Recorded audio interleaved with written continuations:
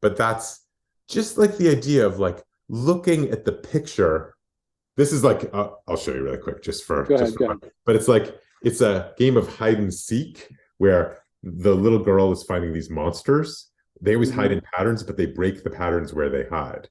Oh, So, but just the idea of like, oh, let's just point and try like orange, purple, orange, purple, orange, purple, orange. Wait a minute. Like, yeah. that's not orange, that's red. Oh, something's going on.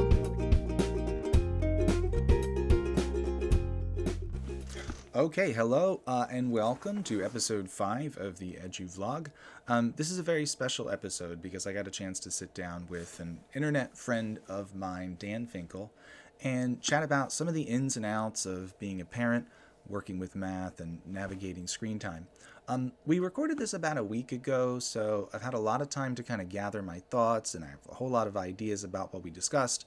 But since this episode is already 50 minutes long, I'll save the editorializing for another day and just jump right into the conversation. Quick note, we recorded this via Zoom and my audio didn't come through real great.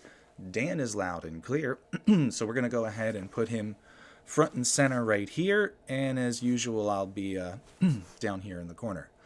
The conversation you're about to hear is mostly unedited with like a few transitions in the interest of time, and then sort of to keep the focus on the parts of this conversation that I thought would be the most interesting.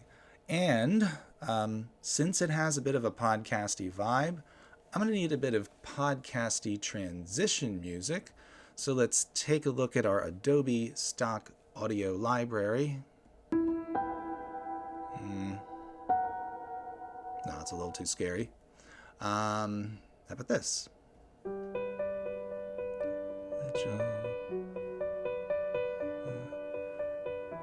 Found a girl and you're married now. Okay, no, that's taken. And how about this? Oh, yeah, there we go. All right, Good to that'll see you do. again, Dan, and It's starting. thanks Okay, take for care. agreeing to sit down and chat with me for a bit. We got a couple things to talk about today, but one of the first things I wanted to dive into was something that came up recently in some of our correspondence, and that is your decision, or maybe it wasn't a decision, it's just sort of how things happen naturally. We'll get into that, but to go kind of completely screen free with your young ones. How old are your kids right now? So they'll be 2 and 4 in a few months. So they're like 1 3/4 and 3 3/4 right now.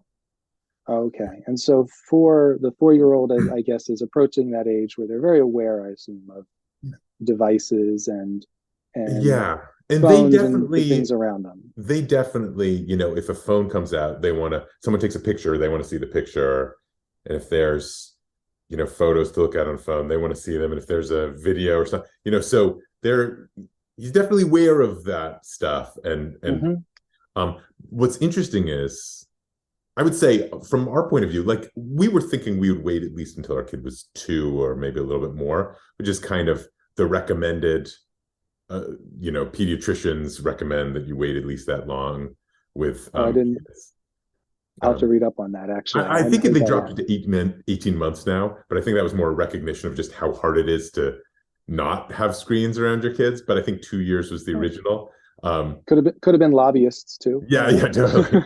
know. And that's another thing. Like, there's definitely an awareness of so many adults, really all of us, have like a management of this addiction to our screens issue that we're dealing with. I don't know a single person probably who is not dealing with that in some capacity. And so just recognizing how good the people who produce these things are at monopolizing your attention, there just is a sense that you don't want to expose your kid to that too young if you don't have to.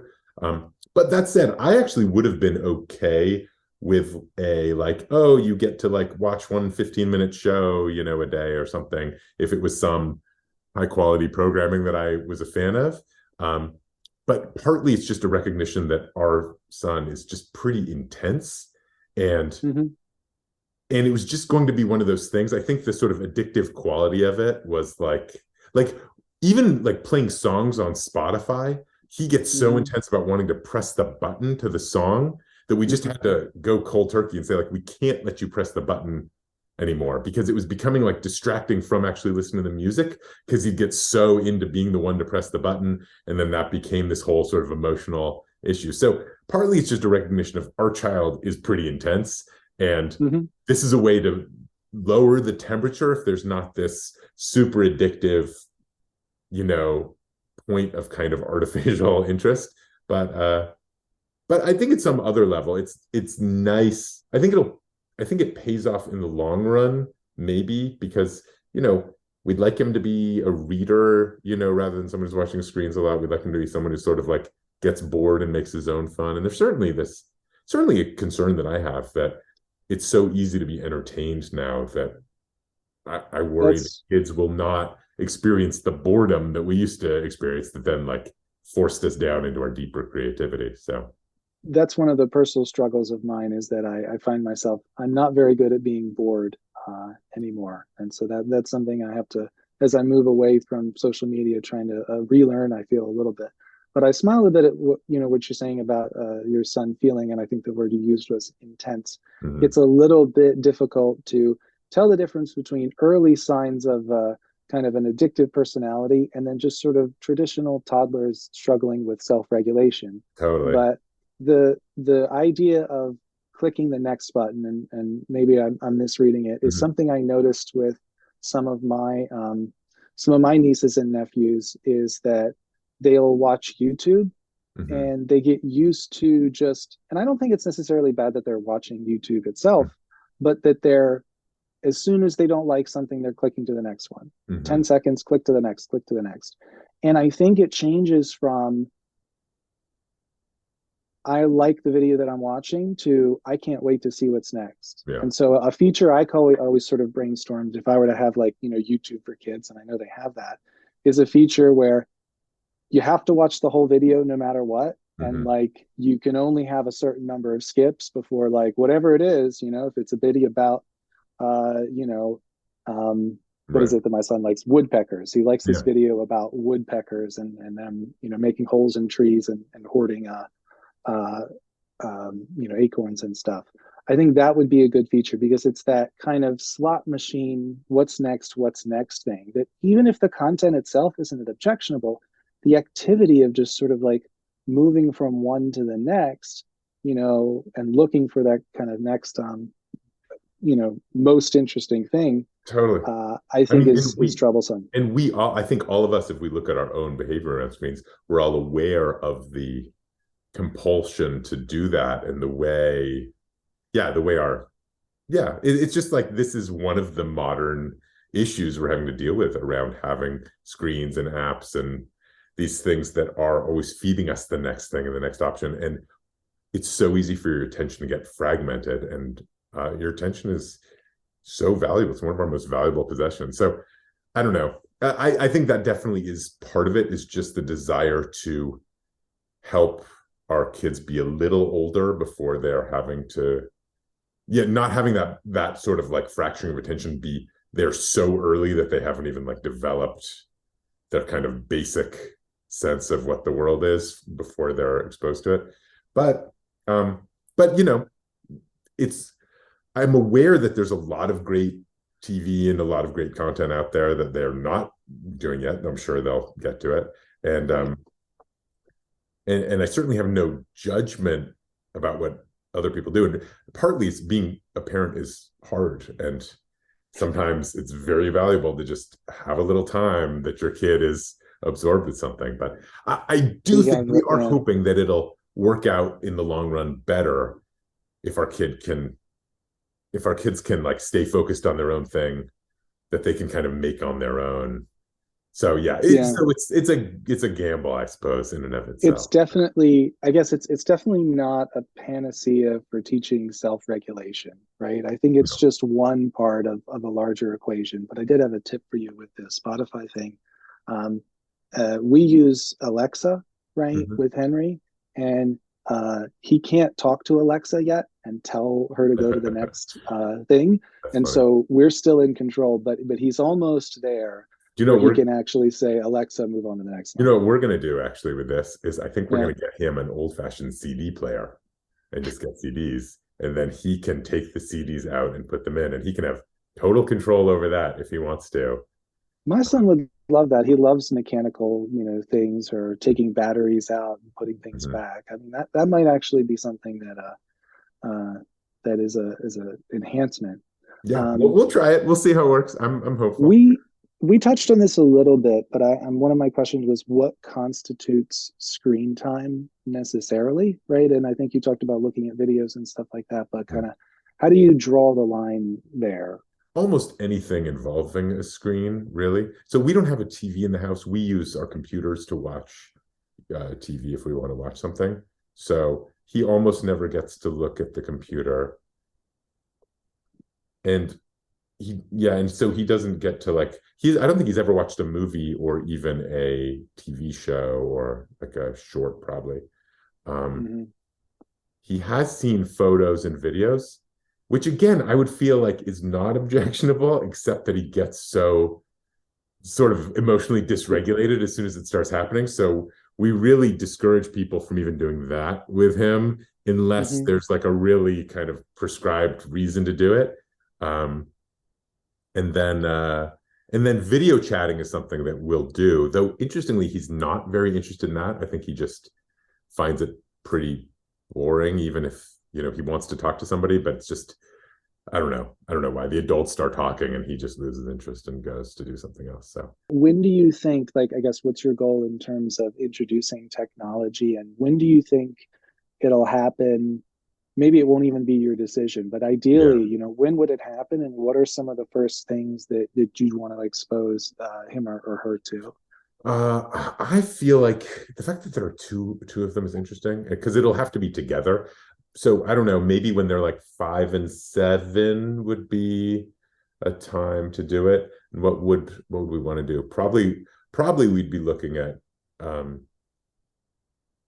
apps is interesting. There might be some good apps. It's not, I haven't really researched in the area very much. So, but yeah, I could imagine apps being something, though I'm not sure. Um, Mm-hmm. I think there's some TV programs. I mean, Sesame Street was obviously like a classic. I haven't seen it in 30 years, but I know they're still Oh, trucking I'm sure it along and holds doing up. stuff. And then but there's a bunch of other ones that I've heard that we're in like a golden age of children's programming. And so I'm not that familiar with them, but like the Backyardigans and Peppa Pig and these things that people are like, oh, this is just like beautiful TV. Um, so probably it would be some amount of that. And I would also love for it to be something that they do with us or with each other. I really don't like the idea that like the watching the thing separates people. You know what I mean? It used to be you had one TV in the house and everyone kind of had to come together and deal with that. And now some of the idea that everyone goes off and is separate from each other is something very sad about that. But Mm. um but I also recognize that, sometimes as an adult you just need a little time. You know what I mean? And it's hard to always want to watch the children's TV. And so but yeah, ideally it would be something that they do together. Yeah. What's the expression? You have to show up for yourself if you want to show up for your kids, something along Exactly. those lines. What do you think the risks of screen time are? Right, like what's the worst outcome? What's the worst that could happen in Uh, your view? I think I think there's sort of 3 or 4 layers of bad potential outcomes. Um, because, obviously we have all these incredible devices and incredible tools. And the switch seems to happen when it becomes no longer a tool, but kind of either a crutch or something that starts to have a cost that's deeper than we were aware of. Attention is definitely high on that list. Um, not being able to not being able to focus your attention for long enough and having your attention eroded and not being a tool that you have anymore. That feels like a real issue.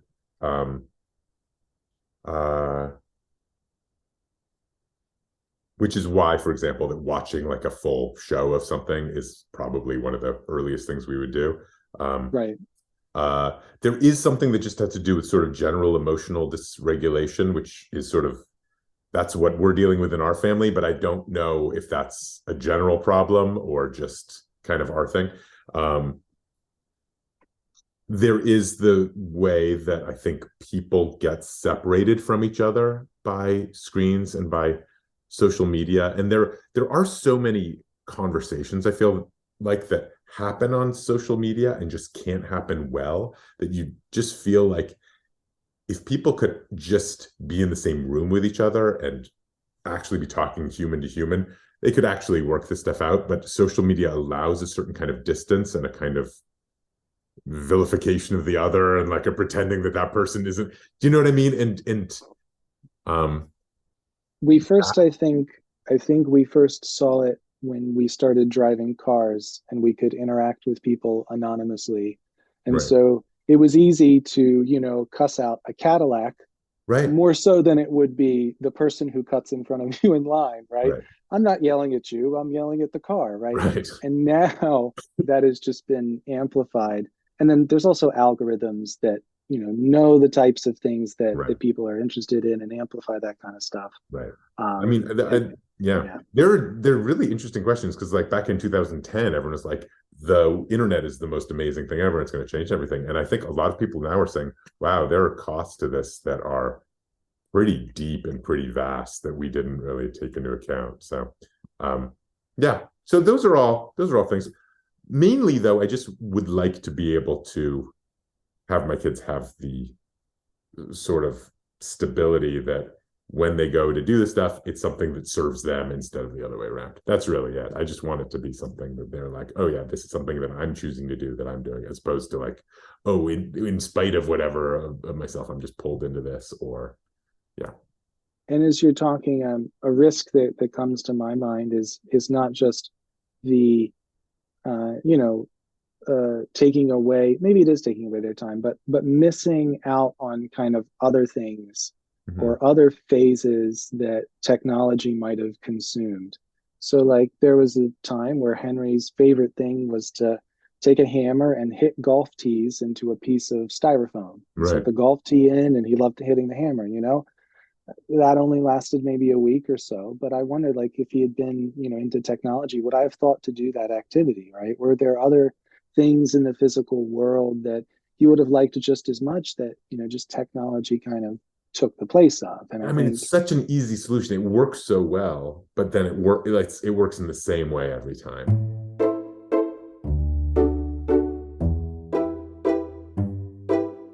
have you received any, pushback from friends or the world around you about devices? Like, I don't know, someone maybe who's watching them and says, oh, well, it's okay to do this or that. A little bit like if you're trying to give your kid a healthy diet and somebody else is trying to give them junk food, right? Is Yeah, there been any of that? not too much, though. Also, we're not super dogmatic about it. So if we go over to somebody's house and they've got the football game on or something, we're not going to be like, oh, please turn that off because because our kids can't be around screens. We'll just let our kids watch whatever's on. You Sure. know what I mean? So, or if they serve some food that wouldn't normally give the kids, we're like, okay, well, it's your lucky day because you get to eat this Right. you would normally get. And I think that's just, yeah, we're not making such a big deal about it that it has to be that way all the time. Though, there are people who I think, like, if we're spending a longer period of time with family, we might ask them, like, oh, if your kids usually watch TV, it'd be great if we like didn't do that, Hmm. when our kids are around, or just sort of shift things around so that's not like so far people have been pretty nice about that. And uh but That's that's, really good. yeah. That makes a lot of sense. And so I guess my last question on this was kind of what activities or apps might change your mind, or have you seen that tempted you, that you saw and you were like, oh, maybe that might be good. Am I missing out? Like, I that might be a haven't, nice I thing. am not like looking through and seeing very much about like, oh, here's an amazing app. So I just haven't, I don't think I've seen anything yet that I'm like, oh, if that would be the thing that would really do it. Is there Hmm. something? I don't know. There might be, but it's hard with apps. Like, I feel like 99% of them are not super great anyway. And so Hmm. if you have something that's just kind of like entertaining and kind of an interesting puzzle or an interesting activity, I'd be fine. But I almost never see anything that I just feel like, oh, you don't want to miss out on this. Do you know what I mean? It's, Right. yeah. One of the potentials that I see a little bit is the opportunity for repetition and Hmm. feedback, right? Hmm. And I also found it in technology in a way that I had never expected. And Hmm. this is where I'm circling back to something that I didn't want to talk about earlier because I knew it'd be a tangent, but now it's kind of a good time. And that is the idea of taking a video and then watching it back. This is Hmm. something that I didn't have when I was a kid. We didn't, but Henry was very, adept to early on. He take a video. He's like, oh, I want to see the video where I was helping mommy with something, or Yeah. I want to see the video where I got my stool and I turned the light on. Hmm. And what I didn't consider until I started watching that was the idea that, and I still need to explore this a little bit more, is that videos could be a form of formative assessment and reflection for young kids. And Yeah. so something on my list is to do a counting activity or something with Henry that's like, very visual and physical, Hmm. and then watch it back and say, oh, well, how did you count that? Oh, did you miss one? Oh, that's where he dropped it. Or see Hmm. if there's some way to kind of use that process to reflect. Hmm. It's not something I've seen ever recommended anywhere, but I just noticed it first with, activities that he liked doing and he was proud of and would want to Hmm. watch back. And he would even say, oh, I want to see the video where I turn on the light. Yeah. And he narrates the video and say, oh, I got my stool and I pulled the thing. It didn't Yeah. work the first time. And then I I mean, that pulled it really again. And speaks to the so, value. And the thing maybe that I haven't mentioned is like where you would introduce kids to screens is in video, like videos and photos that either they get to take or then you take and share with them. And I think that is something really interesting.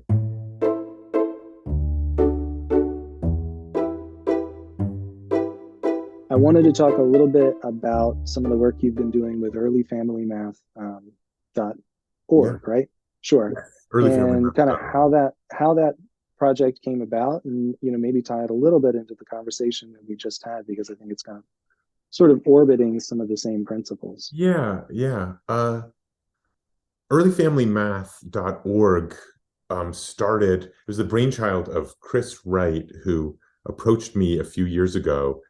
And he was just, I think, trying to meet everyone and talk to everyone about trying to have better materials, better outreach, better support for families who wanted to do math with their kids at a young age, or really for everyone. And even getting to the idea of how do you promote a math campaign that helps people explore math with young kids.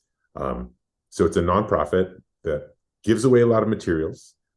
Totally worth checking it out because there's just a ton of free stuff on there. It's goes to some things for elementary school teachers, things for parents, games to play at home, just activities to do with very young kids, readers, like the idea of like how do you mathematize the books you're reading and share that with your kids. And so that's the goal. And certainly there's one idea that I think all of us are thinking about there, which is there was this national campaign for reading, which made this very clear point of how do you support your kids in reading? Well, you read with them every day. And people know that now. And the idea of like, I took my kid home from the hospital and the first thing we did was we read a book. We were reading a book every night. Whatever. Like it's part of our Mm-hmm. bedtime routine. And trying to figure out what would a similar campaign look like for math. How do you share math with kids from a very young age? How do you make it playful with them? How do you invite them to play with it? How do you make it so it's something like they feel like they own it and it's really theirs from a very young age? Those are all really interesting questions that we're working on right now, which is And interesting. yeah, and if I'm paraphrasing a little bit from what you said earlier, about the reading, is that we read our kids stories long before they understand the stories, Mhm. long before they can read the words themselves, right? But we might not always see math in the same way, right? We might not do math until we feel as if they're getting it. But I think a point that you made earlier was we should still go through those motions, so to speak, of exposing them to the math ideas the same way we do with reading before they um, before they fully start to appreciate, what's underneath. Yeah, absolutely. And really, part of it is just the habit of making mathematical play, mathematical talk, mathematical reading part of your daily life is something that it's just worth establishing that habit as soon as you can. But I do think it does pay off even with like the development of certain mathematical ideas, like development of counting and cardinality takes years. And we don't, I mean, it starts very young. We don't exactly know when certain elements of it start for kids. Like, so you just want a sort of general sense of, oh, we're surrounded by this. And making the habit of, when you're giving your kid a cracker, to not say, oh, here's some crackers, but to just say like, oh, do you want 1, 2, or 3 crackers? Do you want one? Just like maybe your kid doesn't even understand that yet, but you're just like making a habit to put it into language. They don't understand a lot of language either, but you still talk to them all the time. And we know that the more you talk to kids, the better that is. So there's just something similar that the more you are talking and playing, and it's a little different for like very young kids where they're pre-language, but yeah, the value of talking and reading and using mathematical words and ideas with them, I think it does pay off in a really powerful way. And the animal crackers thing is something that I did, and that's sort of when I realized pretty early on that counting in cardinality was going to take a while. Yeah, because I think I mentioned to you earlier, he would say, "Oh, I want 3," and I'd give him 2, and I'd be like, "He's like, is that 3?" He's like, "Yeah." Like anything more than 1, right, was 3, right? And he's like, "All right, I got more than 1 as far as I'm concerned." They have no real reason to distinguish between 4 and 5 unless they've already had 5 or already had 4, and they want 1 more. And then it's the difference between 0 and 1 when you think about it. Yeah, I mean, right. And it's yeah, that's right. There's so much, and it does take a long time, right? I always think about it's a process that like it can last into kindergarten or first grade for some kids, and maybe you speed it up a little bit by introducing lots of different ways to play around with it. But at some level, it's just the kid's developmental pace. And so you want to give them a lot of opportunities with it. But if they don't get where you want them to be, it's not really that big a deal. Actually, Piaget had some great line where he talked about the American problem, which is as soon as he had his like stages of development, the Americans came to him and said, how do we speed our kids up and go through these stages of development faster? And he was like, no, it doesn't, you don't have to go through it faster. Like, that's not the point. And they're like, yeah, but I want my kid to go faster.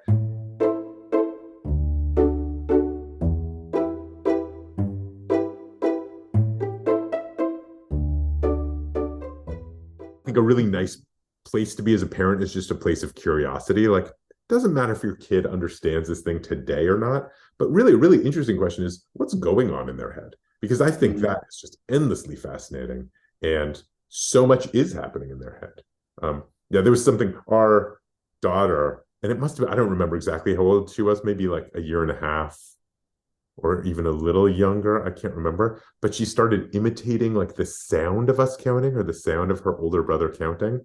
And so she would just say like 3, 5, 3, 5, and just go back and forth 3 and 5, but do it in the same little counting sound, which was adorable. And it's like, of course she's not counting correctly yet, but that's not really necessary. It's just like she's having fun with it. That's a totally appropriate thing for her to be doing at that point. Just kind of mimicking in her own way, at her own level.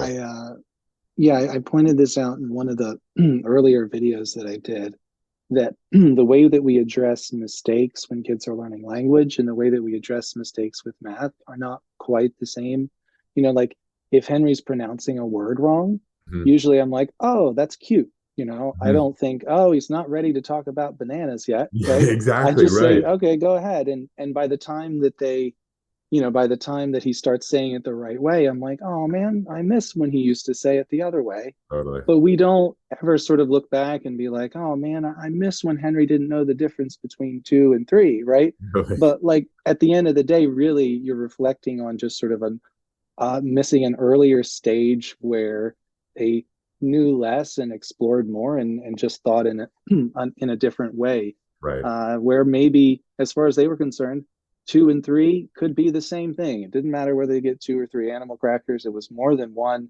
Yeah, don't Yeah. bother me with that. I don't. I don't actually care. Yeah. That's Yeah. cute, right? When you think And about the it. trust is that all the time spent is doing something. And this is, I think, the trust about play, and why play is so critical as a way to approach all of this, is because kids naturally play at the right level for themselves. So if you're kind of inviting them to play, or just being with them in a playful way, or playing a game, they'll kind of make it right for themselves. They'll show you if they're not interested. They'll show you if they want to do it more. They'll and if you're there's so much pressure, I think, the pressure of like, oh, are they going to be good in math or not? What does this mean? Do they know what they're supposed to know? That can kind of clamp the play down, and this sort of spirit of play. And I think it's playing with mathematics is what helps us actually own it and then get good at it later. You said that kids naturally play at the level that's right for them. Yeah.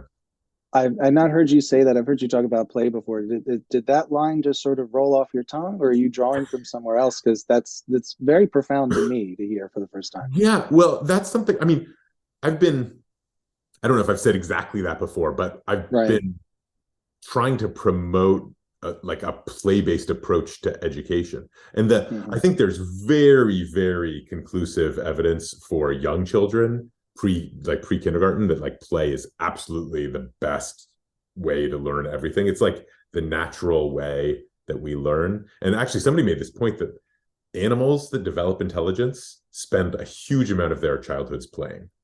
And from an evolutionary perspective, that's just if it were a waste of time, they wouldn't be doing it, because they'd be outcompeted by the animals that like were doing whatever, increase their fitness more. But they do it. And somehow play and intelligence seem to evolve together, and play seems to be how we are built to develop our intelligence, and how like otters do, and how like crows that use tool do, and all these things. So there's this instinct to play is actually critical to developing thinking. But I actually believe that goes into elementary school also, and middle and high school. So I've actually been trying to promote a play-based approach and really tie together the rigor and the play. But one of the big payoffs of doing it in schools is that it does self-differentiate. And so getting kids playing gets them to make the activity right for themselves, in the same way that like a 9-year-old and a 3-year-old on the playground, the 9-year-old will make it easier for the 3-year-old, but then make it harder for themselves, because they want to both be able to play together. And sort of like a golf handicap, but self-imposed, right? Totally. It's interesting. I hadn't thought about play in that perspective. That is that it helps kids, that you can sort of get an idea of where their level at is, like, oh, are they ready for this particular game? Oh yeah, and I've certainly had things where I'm like, hey, let's play this game. It's gonna be so much fun. And literally, like, my kid just like walks the other way. You know what I mean? Right. I'm like, oh, okay, that wasn't the right time for that game. But Yeah. then sometimes they'll come with a game that I was like, oh, I thought you were done with this game, but they're like, no, I want, and it's like, oh, for some reason that is, even though, and again, this is one of those math myths, right? It's like, oh, you get it, and then you never need to do it again. But I don't know, we're always sort of coming back to things, and so it's like, oh, that's easy for you. Don't you know that already? But no, for some reason right now, this is the right thing for you. And I just like trust that, like, okay, that's where you are right now. And maybe it doesn't need to be harder. And yeah. It's fun to be good at things. It's fun to learn things, but it's also fun to be good at things. And young kids, they're not good at, I mean, nothing against young kids. No, totally. They're not good at a lot of things yet, right? And the feeling of competence is so like powerful, right? Like they just are desperate to be competent. And yeah, how nice to just get to repeat that. And that's important. Yeah. So there's a lot of just trusting that, I think.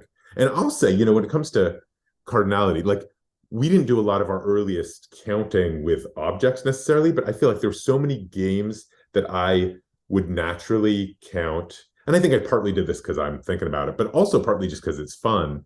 I would naturally count before something happened. So we're going to do some wrestling game, and before I throw you on the couch, I'm going to count to 3, or maybe I'll count to 5 next time, or maybe I'll count to 7 or 10, and I can play with it. So it's like building the anticipation.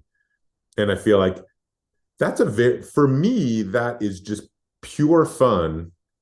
But it is like, if I say like, oh, okay, on the count of 5, 1, 2, long pauses, what's going to come next? Like, is that going to be it or not? Like, that for me is a kind of invitation to just play, even if it's just the play of, is the next number going to be the one or not? Right. Like, do you know the sequence or not? That's like, it's a way of playing. Well, it gives them the opportunity to make predictions, right? About when something is going to happen, right? Mm-hmm. There's a big difference in terms of anticipation between 3 and 4, and then of course 4 and 5. Right. And so there's an emotional connection. Next, right? Yeah, if you know that the 5 is coming next, you know what's about to happen. So I think that's interesting to add sort of an emotional connection to the counting sequence, and as an anticipatory mechanism.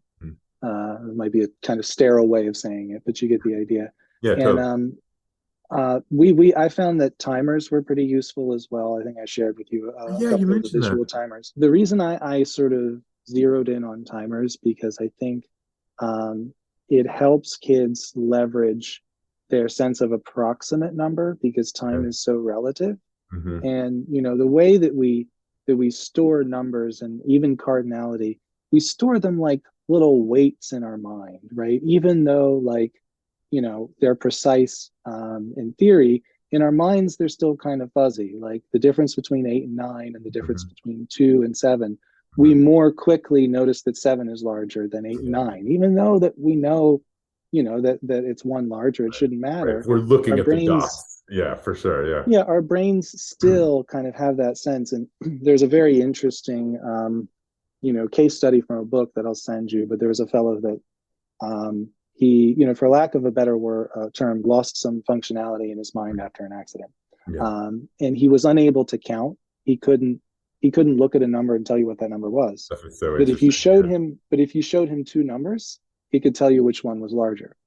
So the relative size of that symbol still stayed. That's in a different part of the brain, right? Yeah. He also lost his some language abilities, but if you showed him the word ham, he could tell you that it was a type of meat. Oh, wow. And I thought that was even more interesting. Like just the word ham, he's like, I can't read that, but it's a kind of meat of some sort. So it was still registering in some odd way. It's interesting that you talk about the timers, because our son also got super interested in timers for a while, and now we've actually been using a clock. Like we have a circular clock on the wall, and that becomes something where he wants to know, like, okay, I have until the big hand is at this number, and how many minutes is that? And like, it's become just a point of fascination. I think partly because it's a way to anticipate and control what is happening in the next half hour or hour, so it's a good way to make math immediately part of part of their day. I think Henry one time asked for 3 3-minute timers, right? I was like, how long do you want? He was like, I want 3 3-minute 3 timers. And I was like, you mean a 3-minute timer or 3 timers? And so I actually set 3 timers on Alexa, right? Because we use Alexa sometimes. Right. And I said, the first timer was named George, the next timer was named Timmy, and the third timer, and I was like, oh, the Timmy timer is done, the George timer is done. So just like, did he get it that it was 3 separate timers? I don't know, right? But like the idea that you just run with it and see what happens. Totally. The same thing with language. If you just keep playing with it and throwing it out there, over the time, it kind of adds up. And language is nice because it's constant feedback and like formative assessment. So you try to say something, you get the feedback. You try to say it again, you get the feedback. Right. And so I think coming back to devices just a little bit, I think there is an opportunity, when kids have a device, to kind of get that quick, immediate feedback and get some of that repetition that they naturally get from language. but they might not get in a math context quite as I think much. that is the promise of them in a way. Yeah, that's right. And actually, the timer I did, the dot timer that like ticks every CE, 5 minutes is 5 dots, and then you see each minute tick down. I think that's very simple, very nice. That's kind of what, yeah, that is the kind of app that I would want to use with my kids in a way.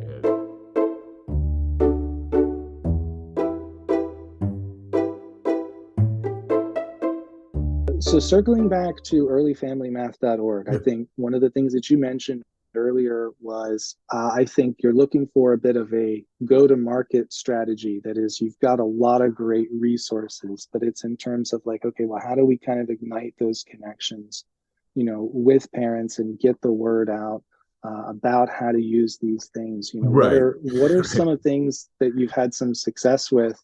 And where are you A looking go-to-market to grow strategy with that? for stuff that we're giving away. That's right. Right. Yes. So, Exactly. that's right. Yeah. I mean, we're still so much in the experimental phase of like just throwing pasta at the wall and seeing what sticks. I think paring things down, so much of it is just recognizing that parents just don't have a lot of bandwidth, and trying to pare things down so it is super simple, super clear. So just the messaging is really clear. The idea that there's kind of the sides of it of like that you can just have math talk and math reading and math play.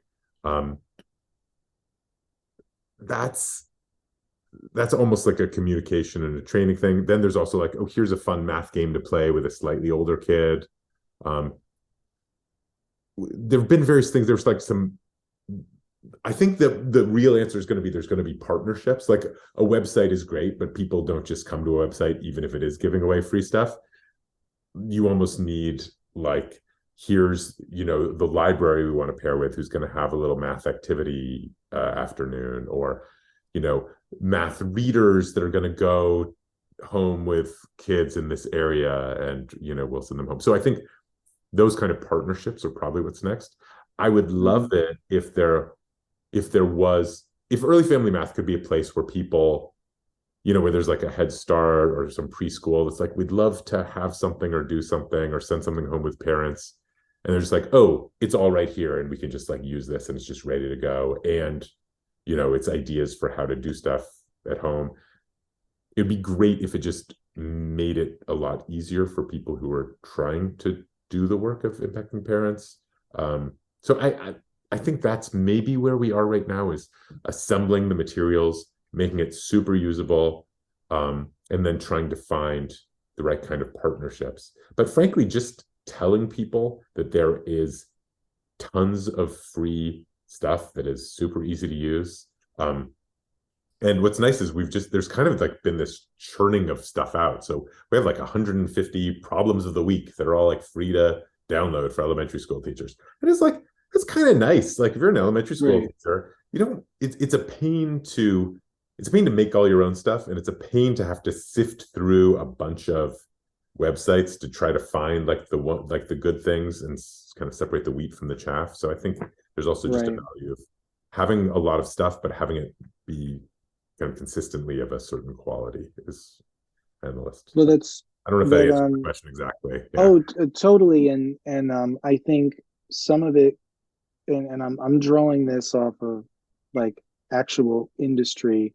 I'm going to use the term again, sort of go to market stuff, but in finding a way to incorporate, what you're building, even if it's free, into someone's daily routine, right? So like, what does this look like as part of your day? Right. Because we do sort of a similar thing with the teacher's block, right? If we want a product of some sort that's going to become part of their block, we need to know a little bit what their day looks like. Do they do warm-ups? What's the class structure look like? So I think it might vary a little bit based on the parents. So I think maybe looking at groups of parents that have similar habits, and then saying, how can math be part of this particular habit? Tara, just off the top of my head, what's a habit that parents have? I guess bath time, or maybe soccer practice. Like, that's a habit. I'll tell you some of the ones we've discussed, like bath time, snack time, going grocery shopping with your kids, reading books, like reading books to your kids, those are all potential options that, yeah, if you're like in the bath and moving the cups back and forth and think about, oh, is it going to overflow that one? Or how many of those will be able to get in? Or, and just Right. kind of that sense of like, oh, I wonder what'll happen if we do this, you know? And so much of like as a parent, just having the moment to be like, we're just doing something together. Oh, I wonder if I pour this cup into this cup, if it'll go over or not. You don't even need your kid to necessarily say, oh, yes, it will or don't. You can actually just like have you, it's almost like this self-narrating habit that you can start doing. But if you can help people do that when they're shopping, you know, I wonder how many oranges we need, you know, well, there's four of us Right. at home, you know, we've been eating maybe an orange a day. I could get four, but that would only be enough for today. So maybe I'll get some few extra, you know, just to have that sort of self-talk that the child gets to overhear, like the mental Right. processes that are often like opaque, but we make them transparent. But yeah, Or on that note, yeah, on that note, if you have sort of the pre-bought produce bags like I have, I got some off of Amazon. It's just like, yeah, which one should we use for the potatoes? Which one should we use for the kiwis? Which totally one should we right. use for whichever? What if we're getting a lot of kiwis and only two potatoes? Or Yeah, there's a word problem in here somewhere. I think maybe explore that later. yeah. Um, but in any case, I think it's a really good thing to kind of wrap up on, and that is the idea of getting kids in the habit of making predictions as Mhm. part of their daily routine and Mhm. constantly hypothesizing about things and looking for opportunities to say what might happen if, and Yeah. then finding a way to run that experiment if possible. You know, I I had a think version that's of a this years ago with one of my nieces before I had kids, but I think somebody suggested this math walk idea, which is you just take a walk with your kid and start to make predictions and start to make estimations and do and literally that idea of I wonder how many steps it is from where we are now to that telephone pole. It's like, what do you right, think? Like, and what's funny is like first time round, they're just wildly off, you know, 100, you know, and then you do it and it's like, oh, it's only 20. Oh, what right. about that one? And then suddenly they're like right in there. And they're like, yeah, I think that one's going to be maybe 25. And you're like, okay. And then you try it again. And, you know, I think that's a huge deal if you can get kids making predictions. Yeah. Yeah. And that I wonder language, like, oh, just like the invitation to start thinking and playing and having it be super low stakes. Like, I wonder what'll happen if we do this. I wonder how many there are. I wonder how big that is. You know, I wonder all those things I think are just but we do I think there is so much value in like it's not a big change that parents need to make and it doesn't have to be this big point of stress. It can really just be as natural as languages, as natural as reading to your kid is just like we're also going to talk about numbers and shapes and size and patterns and it's not a big deal. It's just like I wonder what's happening. I wonder what's coming next, you know. I wonder. Yeah. That was I I think just it's have this a book coming out, which is oh, go ahead. yeah, which I wrote with my son, which is Pattern Breakers. But that's just like the idea of like looking at the picture. This is like I'll show you really quick Go just ahead. for Go fun. ahead. But it's like it's a game of hide and seek where the little girl is finding these monsters. They always hide Mm-hmm. in patterns, but they break the patterns where they hide. Oh, So but just the idea of like, oh, let's just point and try like orange, purple, orange, purple, orange, purple, orange. Wait a minute. Like, yeah. that's not orange, that's red. Oh, something's going on there. Like that, just like the idea of like, I bet there's something hiding there. And then you get to turn the page and there's a little Right. monster hiding under it, you know, and Oh, that's cute. yeah, I mean, that's the idea of like just finding ways that that can be just natural and playful and not a big deal, you know, but kind of just around in the same way that language is And around. I think breaking a pattern is the first time that Henry ever used the term mistake, because I Mm, think we were doing an activity with patterns, and then mhm. he broke the pattern like as a joke. And then I Yeah, was like, "Did you make a mistake?" And he was like, "Yeah." And then after that, the next time we did it, he's like, "I want to make a mistake." yeah, Like he liked the fact that he was able to like break some pattern of some sort. And we called it a mistake, right? But to him, it was just like, I want to do something mischievous in some Right. way, and It's sort that's of kind of both how it made sense to playing, him. it's right, you're breaking something, you're owning it. Like all of these things go together. Like you're making it so it doesn't do what it's supposed to do. You make it do what you want it to do. You're playing with it, you're experimenting to see what's possible, you're Mm-hmm. taking ownership of it. And right, and the mischief is like part of that also. It is all kind of a piece. I think I saw that video. That was really fun. I'll yeah, I might revisit that or talk about it a little bit more, Alan. Maybe I'll cut it into the end of this episode or Yeah, something. But totally. I think that's a great sentiment to sort of close on, and that is that just really helping parents see how easy it is to get kids making predictions as part of their daily routine. And I think there's a lot of parents that kind of already do it, naturally. It's never going to look perfect, no matter how much experience you have working with kids or your own kids, especially. But it's just a fun thing to try to make a habit out of, and the idea of making predictions, like with the math walk, or looking at patterns, is just, I think, definitely something very atomic, small, and easy to kind of incorporate into your day moving forward. Whether or not it includes specific math activities. I like the point about how the mistake becomes the playful thing also is really nice, because one of the hard things I think for so many parents is just this weight on mathematics and like, oh no, did they make a mistake? Does my kid not know this? And making it all just part of the play. Really, the point is to just, as long as it can be like the play can keep going, that's good. And just the idea of like, oh, you made a mistake and that becomes part of the fun is really nice, because you don't want people to stop when they make a mistake or feel like, oh, I didn't do it right, or I'm not good enough. Like that's a nice lesson that you're laying the foundation of for right there, I think. So yeah, the idea that a mistake is part of the play, I think, is I mean, to your book's point, a mistake really is just breaking a pattern of some sort, or a rule of some sort. Yeah. We know that kids love breaking rules.